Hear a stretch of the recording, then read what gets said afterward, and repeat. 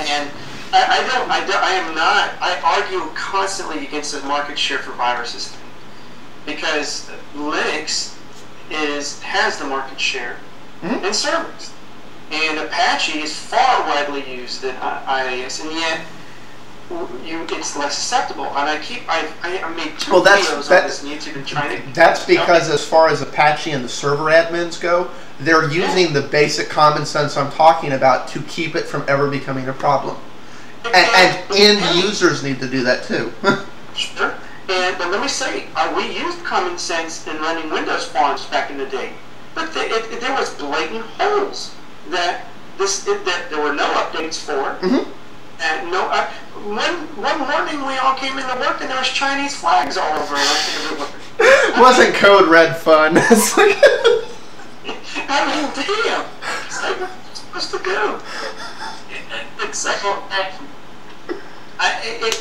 It's things that you can try to be smart on, but Lord, when the system is just that vulnerable, it's just that vulnerable. And Windows was easy to hack because they made it easy. Good Lord. Who came up with the idea to say, we're going to automatically launch ActiveX protocols within an email when it's open? Hello. You know, what about Active Desktop? All these things that, yeah, we support.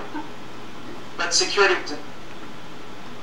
Yeah, no, I hear you. You're kind of preaching to the choir there in a lot of aspects. I'm making the video for people seeing. I know. It's just I swear, but but yeah, it's if you're in the IT industry, it's like you're aware of all this bullshit going on. But if you're listening to all the marketing hype stuff, it's you buy into the myth, and it's a real comfortable myth until somebody takes advantage of it. Sure. And well, it's like I don't know, and that's the other thing, like the mentality of things. This is a problem actually in some Linux distros, like Ubuntu became susceptible to this for a while, and that it's. Well, you know, and they recently did a test, I guess, on Android. The average mentality of the end user is dumb. It still surprises me that we have people who will download an installer from somebody they've never heard of for a screensaver or something and give it full root access or something. I'm like, you know, no. But the thing of it is that as a consumer product, we try to make things simple. I mean, after all, one of the things I always advocate is that if you are a geek coming from the Windows world, and just as you stated, it creates a mentality of saying, well, I've done this checklist. Okay, so I have this checklist. And but see, the thing is, Grandma has that checklist now. Yeah, but I mean, do we really? If there's just a new user coming into the computer world, they're looking at products and saying, "I just want it to work. I don't want to have to worry about all these other things. Please just make my life happy. I want to really type my word processor. And by the way, if I happen to think the screensaver's cool, I want to be able to download it and not worry about it." Well, no, that's the point, but that's not reality. You know, but it should be one day, hopefully. Well, no. That's the thing, because that's the end user mentality. That's why I say these systems need equivalent virus tools installed on them, and that needs to be. The grandma's mentality is not, I shouldn't download this thing from suspicious site X. But the first thing that's been drilled into grandma's head is I should download the antivirus tool. And your better antivirus tools, when you download malware from site XYZ, and when the moment you try and run it, the antivirus goes, bow, bow, bow, bow, run away, get the hell away from this thing. And then grandma goes, okay. It's like, and if you put those tools on Mac and Linux, grandma will be protected, because when grandma does something stupid like that, it will come in and go, you're being an idiot, and protect her. Apple has slipped a little bit. There have been some proof of concept exploits. There's also been one or two shortly lived in the wilds. Yeah. And that's the thing, and I see those becoming, and it's the same thing for Linux. This has happened Linux side too. It's like it's normal. It's normal. Well, no, it's like, and rather than pretend this problem doesn't exist, I think we should just go, let's be prepared for it. Let's put a guard at the door who just does a little bit of minor checking, so we don't have Armageddon. Absolutely, absolutely. And Apple has been slowly, at least my observations, gotten better and more of the lower levels of memory randomization and things like that. That they've even what is the NX bit, non-executable portions of memory and stuff like that. Mm-hmm. So they're slowly getting there, and there are antiviruses now sold officially in the Apple Store. And well, no, and what that's one of the things. There are good antivirus tools for both Mac and Linux. Some paid, some free, but there's good tools available.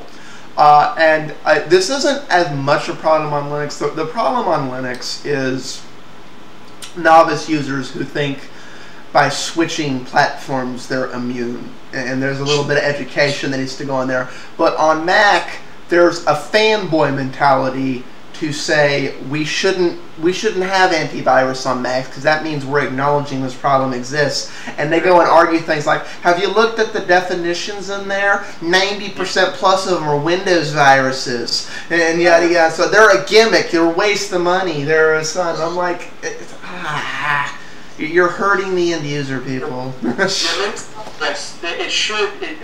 It's a compliment to Apple and to Linux to say good job. Good system architecture, good security system design architecture. But while you are living in a very real world of very few concerns that are out there right now, don't preach to the people that, hey, yes, we don't have viruses and things. Just preach a compute secure, because it's as you're saying, you develop that mentality, one day it's going to hit.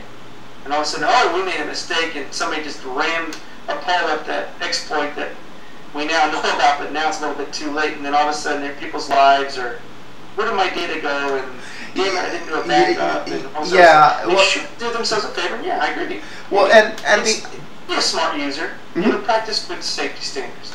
Well, and the other mentality they're preaching to is, the idea that a Mac is completely immune to a Windows virus.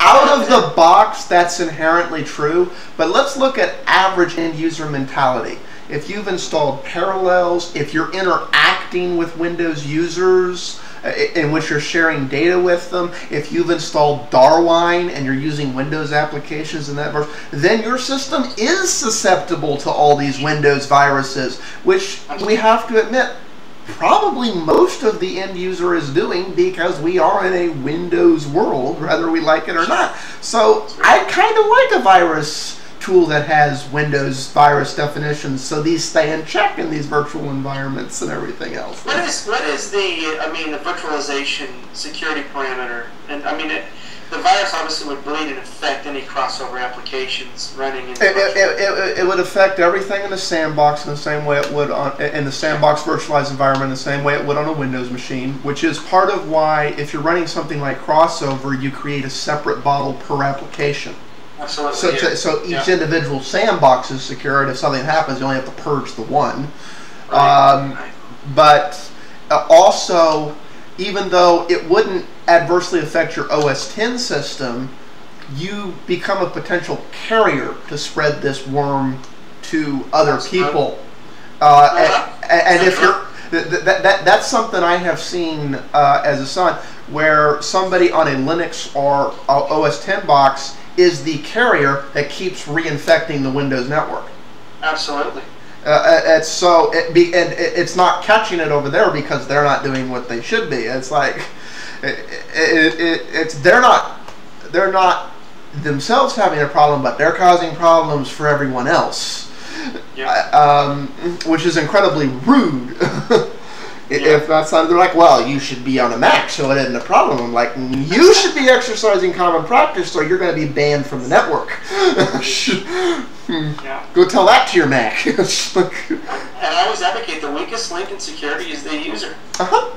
Well, no, that's the thing. I'm like, inherently the system is more secure, but it's weakening the weakest link, like you're talking about, which is the gray bit of flesh sitting, making the decisions for the computer, because they're operating on false premises and bad rules. Yeah.